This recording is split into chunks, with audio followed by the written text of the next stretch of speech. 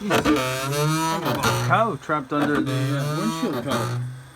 So clearly we have a seizure in the somewhere in the wiper transmission here. Sort of a bit the awkward angle there, guys. I've got it in my vise already. I've got it extracted from the car. It's a wee bit tricky to pull it from here. Yes, I will clean all that rubbish when I'm done. But it can be done. Basically just pull it out of the wide side, which makes sense. Wiring diagram. Suzuki manual actually tells you how to test it. So that's for the low speed operation, so that's nice. However, because it's binding, my little power supply here is only capable 10 amps, so it's actually pulling more than 10 amps once it gets to the seizure point. If I can show you here. Watch the current. I can get it come back in.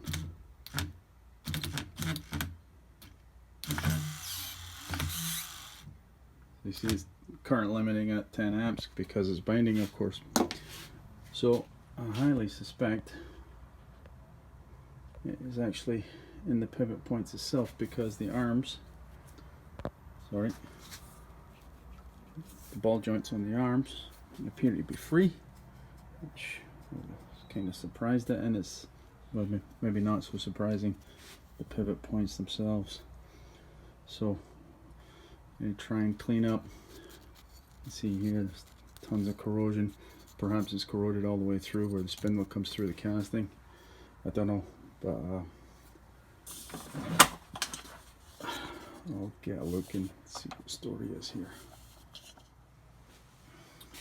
Okay, so I was not having much luck, so I just took the drive link off, and indexed it with a wee punch mark there, punch on the motor so I can put it back to where it is supposed to be.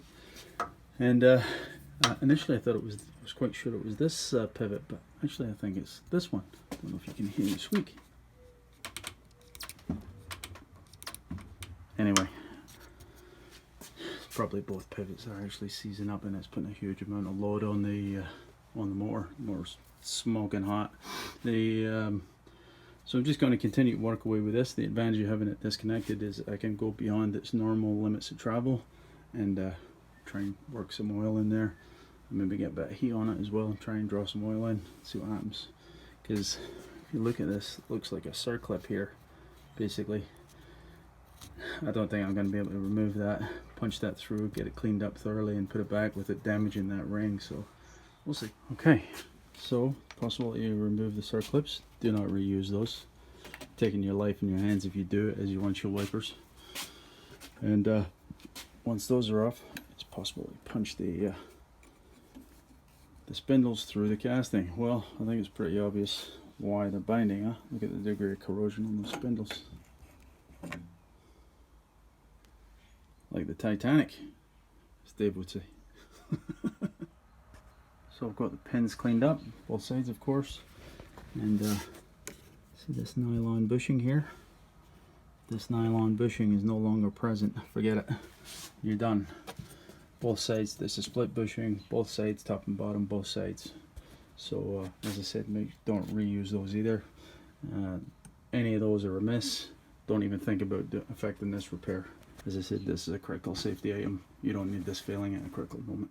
You know, I've heard of guys getting sockets and hammering down the tabs so they're flat again and reusing these, but only a fool would do that. So when you're reassembling the mechanism here, guys, your punch marks, make sure they're lined up. Otherwise you'll be a sink, of course, make a mess. We touch a Loctite on the top there before you put the nut on, probably wouldn't go wrong either.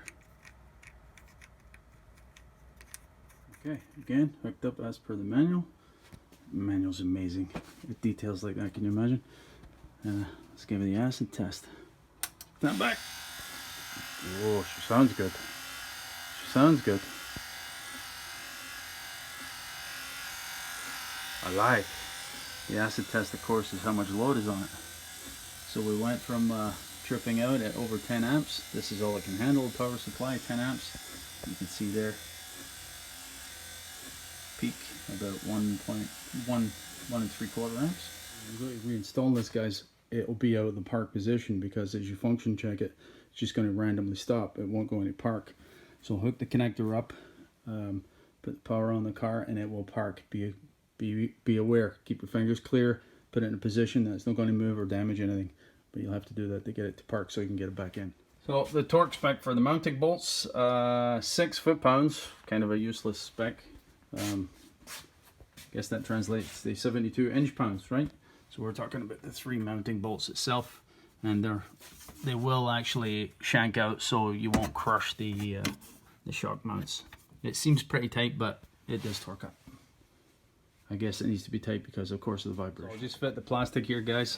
Function check it before you put everything back together. Make sure you've got adequate clearance on everything, nothing ass backwards when you reinstalled it, before you put all of the cowling back on. So I'll do that and then I'll just show you it functioning at the end. I think you're good with it. So the torque for the wiper arm nut itself there, item A, guys, is 13 foot-pounds.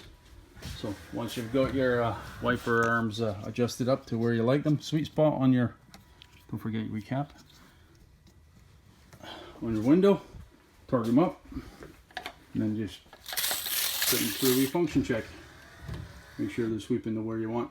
I'm less particular about where they park down the bottom of the windshield, and I like them to sweep right to the edge of the windshield myself, but I guess there's a wee bit of tolerance for that one way or another. Anyway, again, this is a safety critical item, guys. If you have any doubts at all, don't do it, right? Just get yourself a new transmission assembly. That's it. Cheers.